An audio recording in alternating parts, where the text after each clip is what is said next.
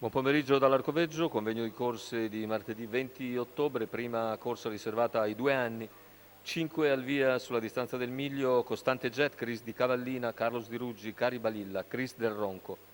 Favori in chiusura per Carlos Di Ruggi e Costante Jet l'alternativa principale. Macchina che accelera.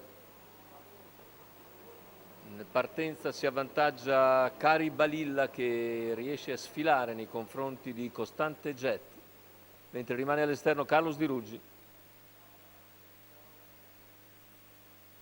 Sulla piegata Carlos Di Ruggi va a chiedere strada, ma sbaglia intanto il leader, numero 4 Cari Balilla squalificato. E così rimane in vantaggio Costante Jet nei confronti di Chris di Cavallina.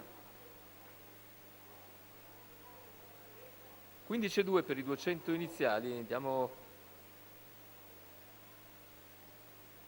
vedere ora, è stata squalificata Cari Balilla, anche se insegue in coda, mentre si è rimesso in quarta posizione Carlos Di Ruggi,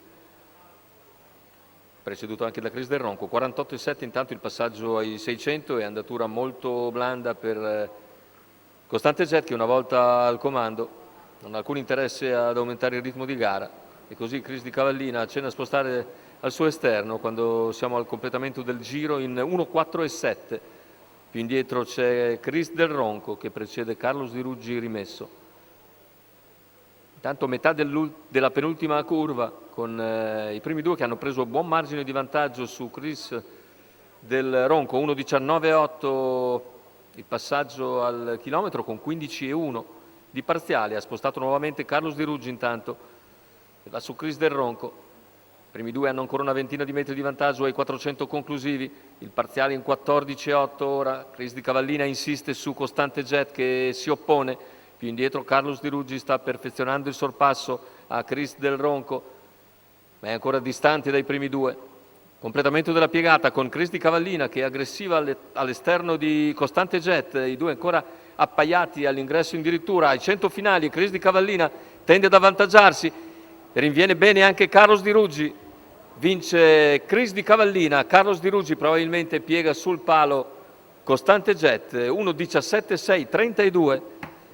La vittoria però per Chris di Cavallina, Antonio Greppi nel sediolo, seconda vittoria in 6 uscite per questa figlia di Napoleon e Nuvola del Rio, del signor Schmidra, Afrim Schmidra.